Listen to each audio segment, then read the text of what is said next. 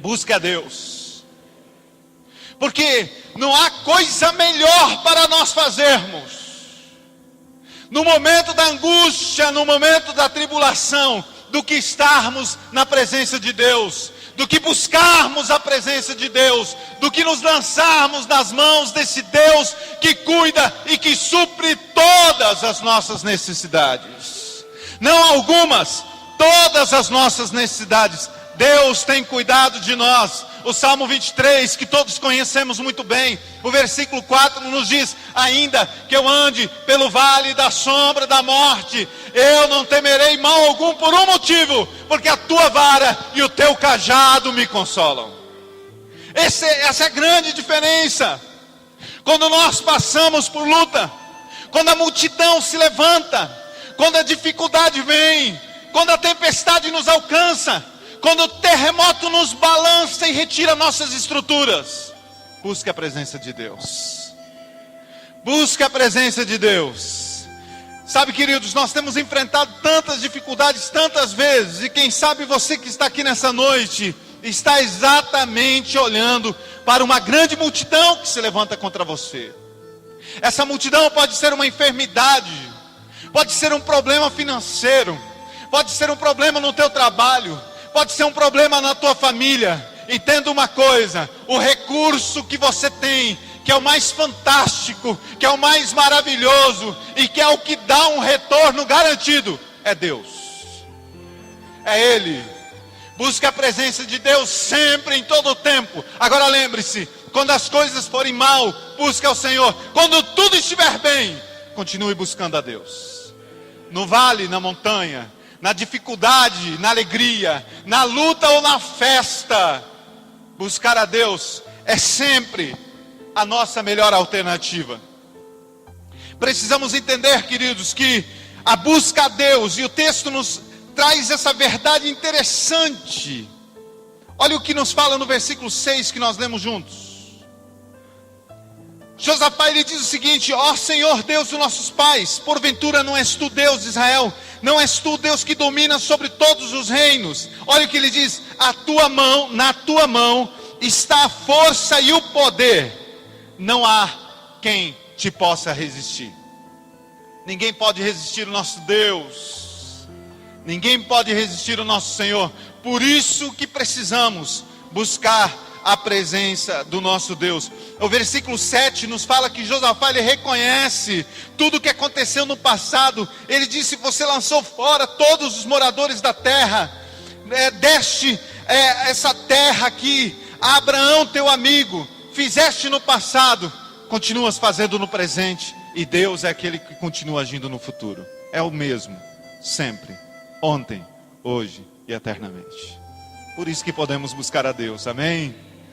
Buscar a Deus, e aqui o texto nos traz uma lição interessantíssima, versículo 9. Buscar a Deus independente do que Deus pode fazer. Porque, queridos, Deus pode fazer infinitamente mais do que tudo que nós pensamos ou imaginamos. Mas a nossa busca a Deus precisa ser independente da resposta de Deus. É isso que faz a diferença. Eu me lembro dos amigos de Daniel, Sadraque, Mesaque e Abednego.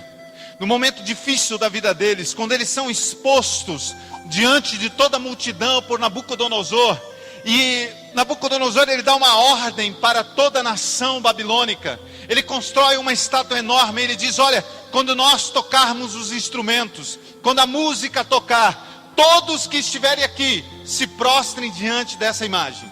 Se vocês não fizerem, serão lançados na fornalha de fogo. Os instrumentos começam a tocar, a música começa a tocar, toda a multidão se prostra, mas no meio de toda aquela multidão, 3 homens permanecem em pé: Sadraque, Mesaque e Abednego. Eles não se prostram diante daquela imagem, mas esses homens eram respeitados.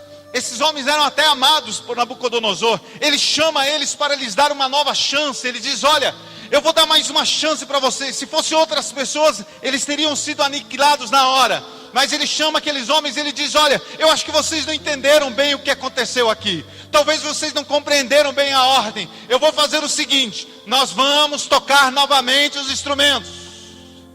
Nós vamos cantar novamente a música. E aí vocês se prostrem diante dessa imagem.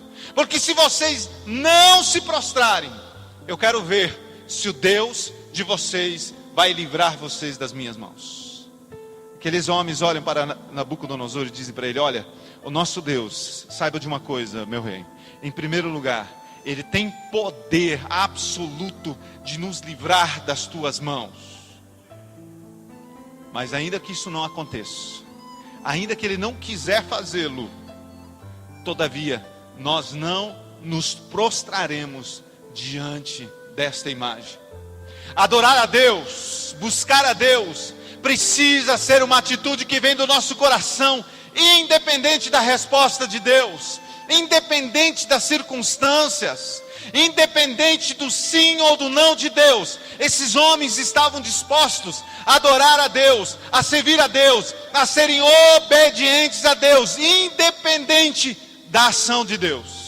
Deus poderia livrar, Deus poderia não fazê-lo, mas eles continuaram firmes na presença de Deus. Amém? Esse é um desejo de Deus nas nossas vidas, que nós o adoremos, que nós o busquemos, não por aquilo que Ele pode fazer, mas por quem Ele é, Senhor dos senhores, o nosso Deus, o nosso Pai, aquele que nos ama e nos redimiu e nos transformou. Amém? De que maneira você tem buscado a Deus? Quais são as suas motivações?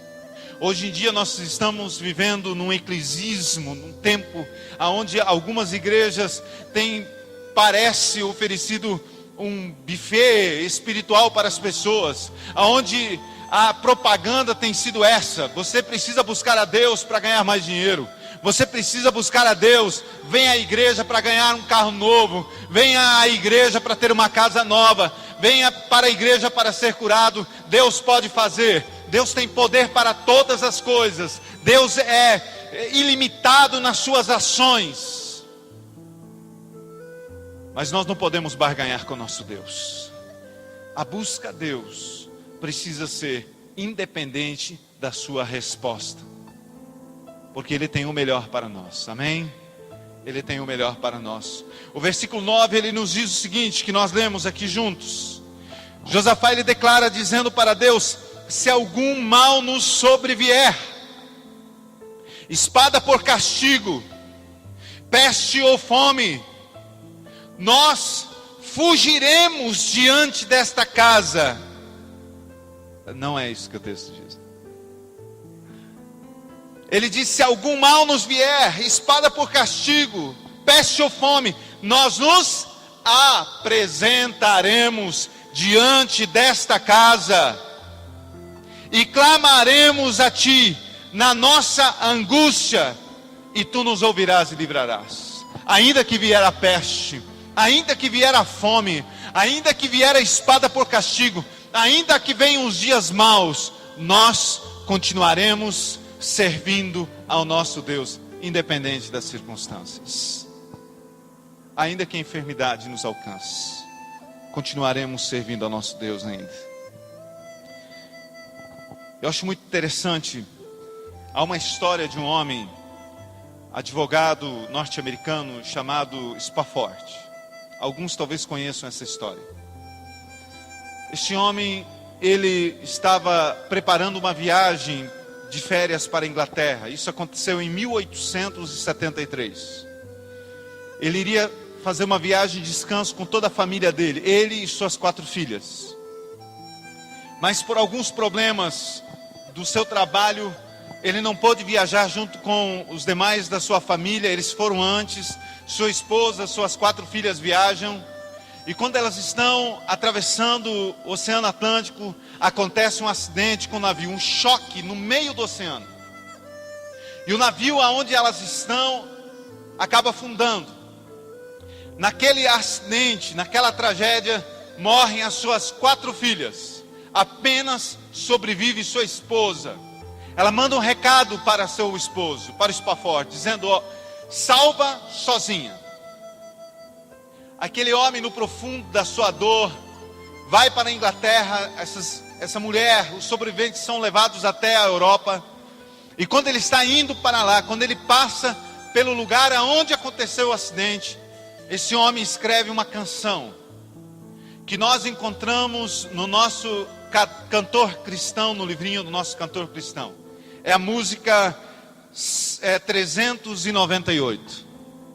O coro dessa música diz o seguinte, a canção diz o seguinte, uma das estrofes: se paz a mais doce eu puder desfrutar, se paz a mais doce eu puder desfrutar.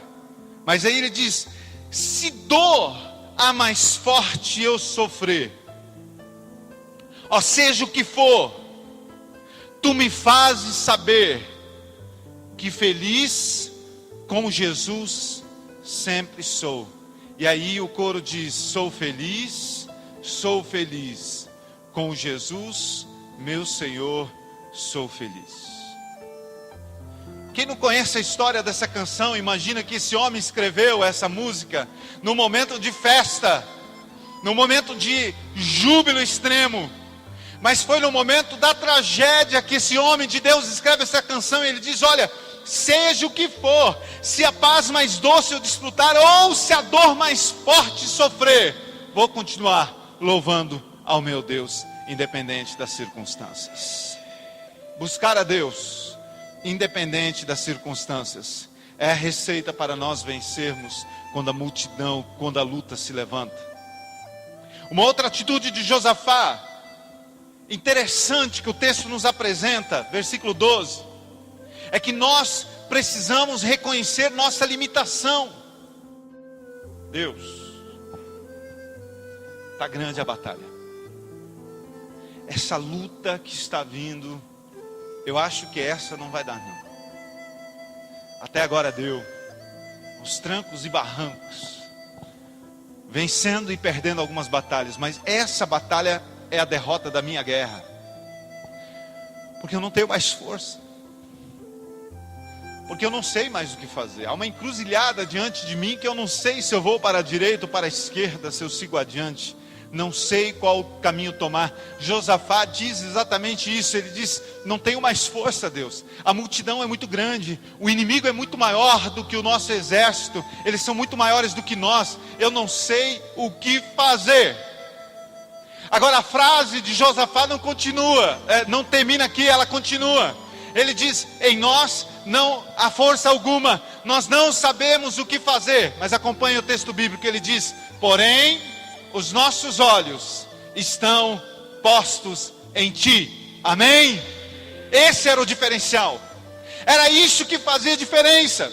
É isso que pode fazer diferença e que faz diferença na vida daquele que crê em Deus. Eu não sei o que fazer, é impossível vencer, é impossível seguir adiante. Eu não sei se eu vou para a direita, eu não sei se eu vou para a esquerda, mas uma coisa eu sei: os meus olhos continuam em ti. Eu continuo olhando para ti. Como Hebreus capítulo 12, o autor ele diz: olhando firmemente para o autor e consumador da nossa fé, para Jesus Cristo, o nosso alvo. É para Ele que nós olhamos. É nisso que Pedro se engana quando ele caminha sobre as águas, porque Jesus estava diante dele, ele estava olhando para Jesus, o sobrenatural estava acontecendo, ele estava quebrando toda a lei da natureza, caminhando sobre as águas, mas de repente ele perde o foco. Ele começa a olhar para o mar, ele começa a olhar para as ondas gigantes, e ele passa a se debater, naufragando, se afogando nas águas, porque perdeu o foco. Não perca o foco de Deus na tua vida. Continue olhando para Deus. Você não sabe o que fazer, não sabe para onde ir, não sabe que decisão tomar. Os médicos já deram um veredito. A situação na tua casa parece que dessa vez não vai dar para passar, para vencer. Continue olhando para Deus, firmemente para Ele. O salmista declara dizendo: eu elevo os meus olhos para os montes, de onde me virá o socorro? E aí ele lembra e diz: o meu socorro, ele não vem de ninguém mais, de ninguém menos, de nenhum outro lugar a não ser do Senhor que fez o céu e fez a terra. Amém? É em Deus, os olhos em Deus, o foco em Deus, a visão em Deus, olhando somente para Ele. Ele é aquele que abre a porta onde ela não existe. É Ele que faz com que você ande sobre o mar. E se não é esse o projeto de Deus, Ele abre o mar para você. O texto continua e nos traz um outro ensinamento interessante a partir do versículo 14. Lembre disso. Quando a multidão se levantar contra você, quando o problema vier, quando a dificuldade vier, busque ao Senhor, independente da circunstância. Reconheça o teu limite, coloque os teus olhos em Deus e lembre de uma coisa: Ele é o dono da guerra. Amém? Diga assim para o teu irmão: é Ele o dono dessa batalha, é Ele o dono dessa luta. Diga uma coisa mais para o teu irmão, diga assim: essa luta não te pertence. Olha o que diz o versículo 14. Nós lemos ele juntos, antes. Então veio o Espírito do Senhor no meio da congregação. Amém? Vocês lembram do contexto desse texto? O que os homens estavam fazendo? Eles estavam traçando estratégias. Eles estavam consultando os oráculos. Eles estavam estudando as possibilidades. Não, o texto nos diz desde o início: Josafá teve medo e se pôs a buscar ao Senhor, e toda a congregação, todos os irmãos de Judá passaram a se juntar com Josafá, e juntos eles jejuaram, eles se consagraram, eles oraram, eles estavam buscando a Deus. Lembre de uma coisa: quando a igreja se une, quando a igreja trabalha junto, quando a igreja batalha junto, o Espírito de Deus se manifesta no meio do seu povo.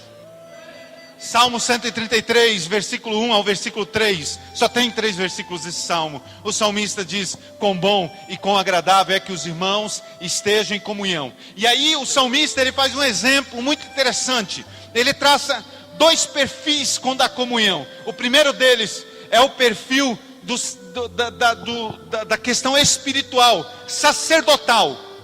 Ele diz: essa comunhão, quando os irmãos estão juntos, é como óleo que desce sobre a cabeça, sobre a barba de Arão.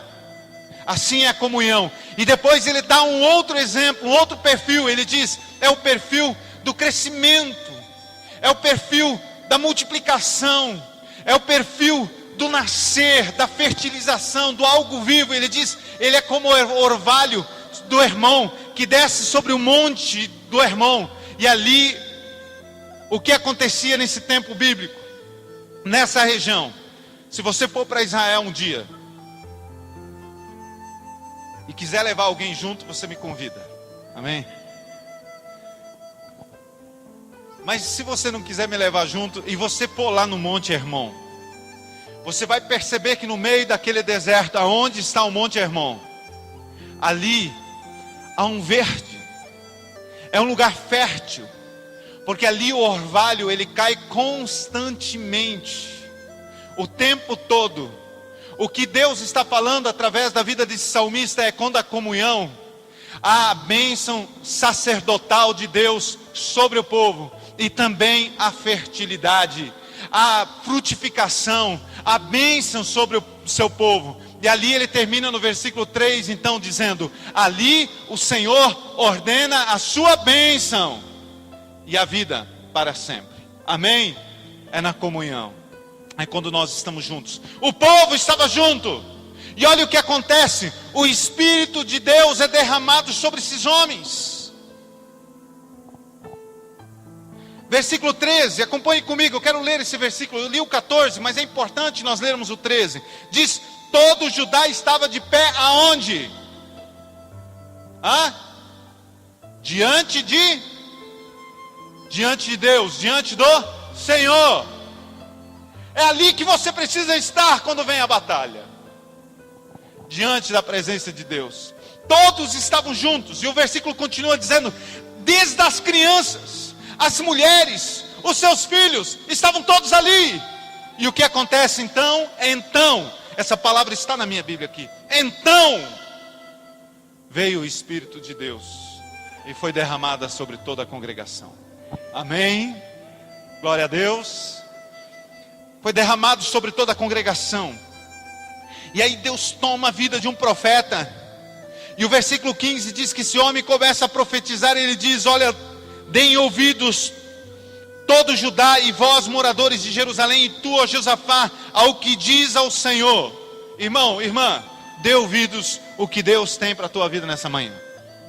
Amém? É importante que você ouça, porque a fé vem pelo ouvir, e ouvir a palavra de Deus. Quantas vezes Deus está ministrando ao nosso coração, e nós estamos com tantos problemas, mas a nossa mente, a nossa cabeça, o nosso pensamento está nos problemas. Está lá fora, ou às vezes no Facebook, está distante. Dê ouvidos, ouça o que Deus tem para dizer para você. Olha o que Deus tem para dizer para você. Essa palavra foi para toda a congregação de Judá, para toda Jerusalém, foi para Josafá, mas é para você também nessa manhã, em nome de Jesus.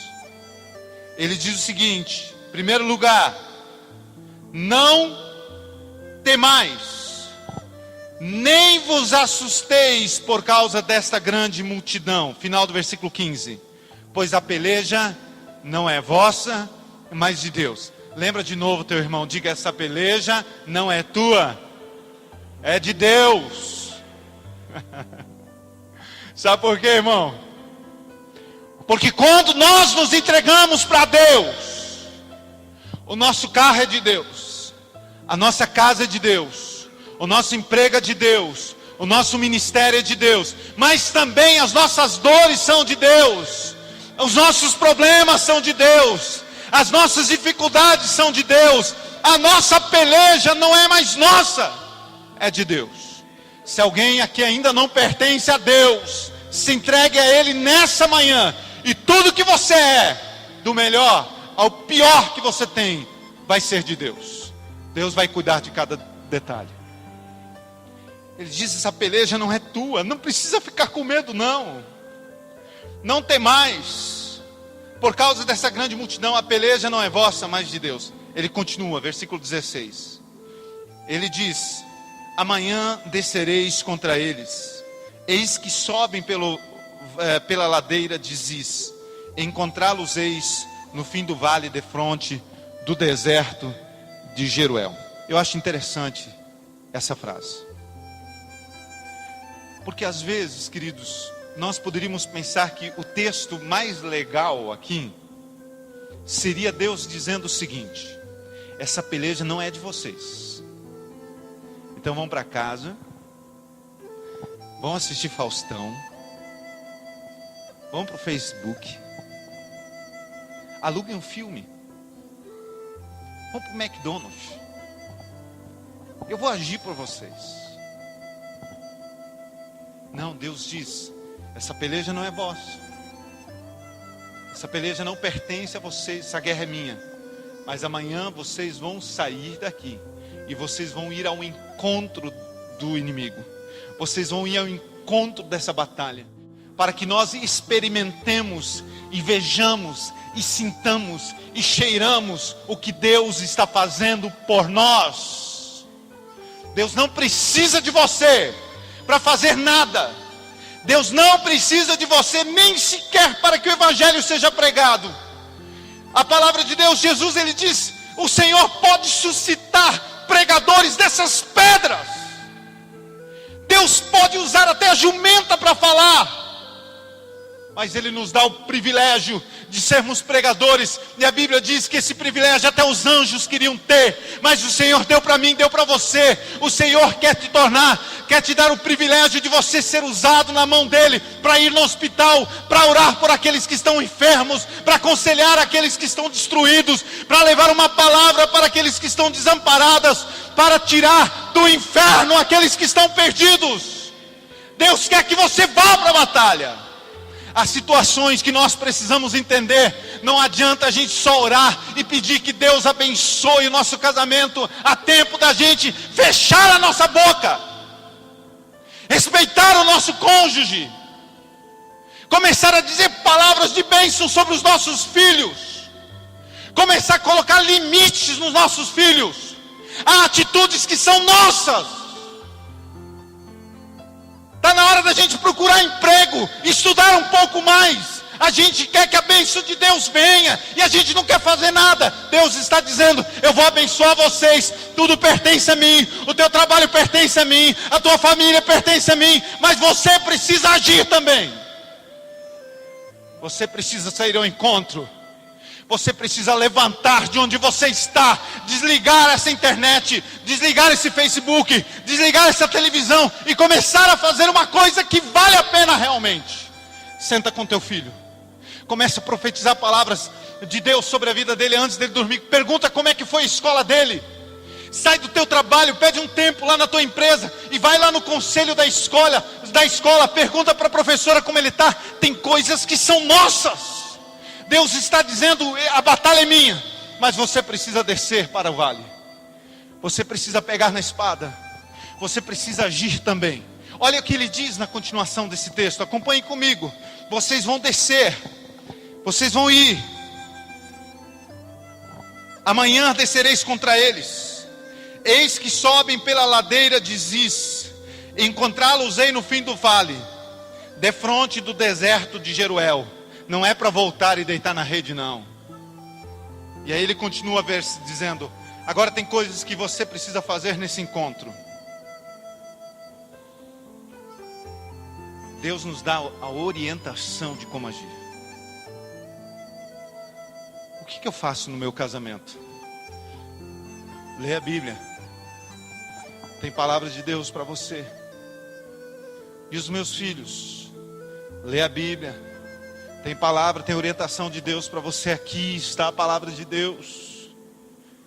Deus dá orientação para o povo. Versículo 17, ele diz: nesse encontro vocês não precisam pelejar. Sabe por quê? Porque a batalha não é de vocês, a batalha é minha. Agora ele dá algumas orientações. Primeira delas, o que está aí na tua Bíblia? Tomai posição. Deus está dizendo: se posicione. Quem é você? Porque tem crente que é o crente Raimundo, pé na igreja, pé no mundo. Na igreja ele está louvando, lá fora ele é uma testemunha do inferno. Na igreja ele está levantando a mão, lá fora ele fica olhando para as meninas, fica enrolando no serviço, fica mentindo no trabalho, fica dizendo palavrão. Ninguém da família aguenta mais ele, mas dentro da igreja ele é um homem de Deus. É preciso que nós vivamos nossa vida de cristãos aqui dentro e lá fora, lá aqui no culto, no nosso emprego. As pessoas precisam olhar para nós e dizermos: esse camarada, ele é bênção de Deus, aonde ele coloca a planta dos seus pés. Eu me lembro há muitos anos, uma irmã de nossa igreja chegou para mim e falou a respeito de um familiar que ela tinha. Ela disse: eu não entendo, pastor.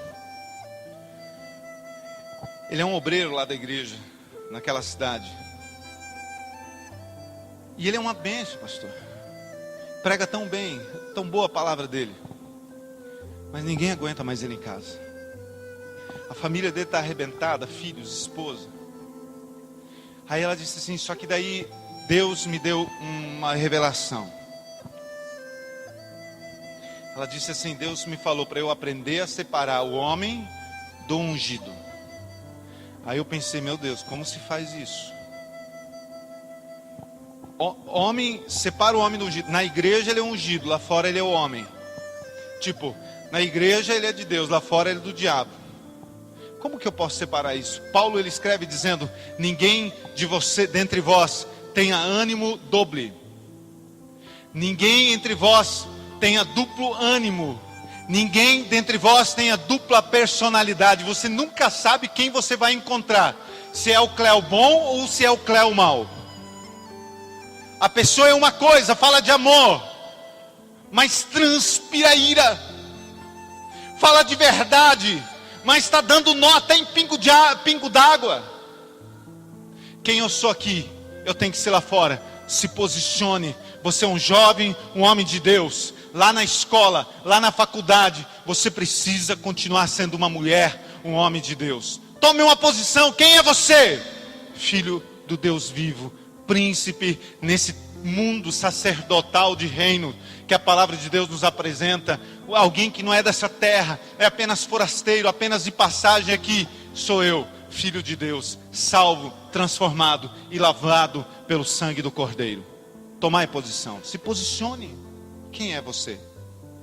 Tomai posição, diz ele. Segundo lugar, nesse encontro não tereis de pelejar. Tomai posição. Segundo, ficai parados. Aquietai-vos. Salmo 46, versículo 10. Aquietai-vos e sabei que eu sou Deus. Serei exaltado entre as nações, serei exaltado sobre a terra. Calma. Mas pastor, eu não consigo dormir à noite. Aquietai-vos. Você já não entregou para Deus? Você já não entendeu que essa batalha não é tua? Você não entendeu que Deus está cuidando de você? Entenda, Deus trabalha enquanto os seus dormem. Enquanto tinha irmão que estava dormindo durante essa mensagem, Deus estava trabalhando. Não vi ninguém dormindo não. Não vou dedar não, fica tranquilo. Deus está trabalhando por nós. Deus está cuidando de você. Você precisa se posicionar e descansar em Deus. Amém? Tem gente que ora assim: Deus, eu te entrego aqui o meu problema, a minha dificuldade, a minha luta está aqui. Em nome de Jesus, amém. Toma de volta. Deixa no altar. Deixa aqui. Aos pés do dono da peleja. Aos pés daquele que não sabe. Tem coisas que Deus não sabe. Você sabia disso? Deus não sabe o que é perder uma batalha. Deus não sabe o que é isso. Nunca perdeu. Nunca foi derrotado. É o grande vitorioso. E é Ele quem cuida de você. Fica tranquilo, meu irmão. Não sei o que fazer, pastor. A grande multidão se levanta, dizia Josafá. Deus diz: tome posição. Desce lá. Vai te acertar com teu irmão. Pede perdão para ele. Pede perdão para tua esposa. Hoje, feliz Dia das Mulheres. Lembrando esse dia que é sempre o Dia das Mulheres. Todos os dias. Abraça teu filho. Quem sabe o abraço que você der no teu filho pode ser a operação do milagre de Deus para quebrar rebeldia no coração dele nessa manhã. Chega em casa, abraça esse menino. Ele pode dizer: papai ficou louco da cabeça. Não tem problema não, abraça e diz que você ama ele. Essas atitudes nossas. Mas se ele não perdoar, se ele não mudar, calma, fique parado. Deixa Deus trabalhar. Ele sabe melhor do que nós. Ficai parados. E por último, vede o salvamento que o Senhor vos dará. Eu acho fantástica essa frase, que é tão simples. Ele diz: tome posição, fique parados e vede o que Deus vai fazer. Sabe por quê, queridos? Sabe que nós temos um problema seríssimo? Nós temos problema de visão espiritual muitas vezes. Não conseguimos ver a salvação de Deus. Não conseguimos enxergar milagre de Deus. E nós muitas vezes questionamos. Eu fico arrepiado quando tem gente que fala assim: faz tempo que eu não vejo o milagre de Deus. Você está aqui nessa manhã. Isso é milagre de Deus na tua vida. Você tem para onde voltar hoje. É milagre de Deus na tua vida.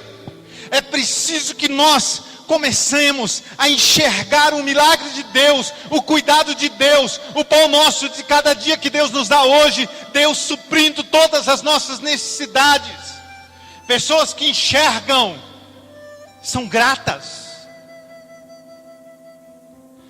Tem mulheres que só passam a enxergar o que a mãe delas fez por elas quando elas se tornam mães. Elas dizem: agora eu entendo uma mãe. Teve que ficar de madrugada acordado. Aconteceu algo. É preciso que nós enxerguemos. E aí muitas mulheres voltam e abraçam as mães. Outras não a fazem. Outras já não têm mais a oportunidade. Seja grato. Seja grato às pessoas. A gratidão, ela é medicinal. Mas acima de tudo, agradeça a Deus. Começa a ver o livramento que Deus já te deu. Quando nós começamos a olhar como Deus tem cuidado de nós, nosso coração é sarado. Deus cuidando de nós em cada detalhe. Irmão, será que Deus vai falhar hoje? Será que Deus vai falhar amanhã? Então por que a gente não consegue dormir tranquilo às vezes? Tá, eu entendo. Talvez alguém pode dizer: Deus falhou porque esqueceu de colocar aquele botão liga e desliga. Eu acho que não foi falha de Deus, mas que o botão não veio, não veio mesmo. Porque Deus quer que você aprenda a confiar. Esperei, Salmo 40, versículo 1. Esperei confiadamente no Senhor, e Ele se inclinou para mim.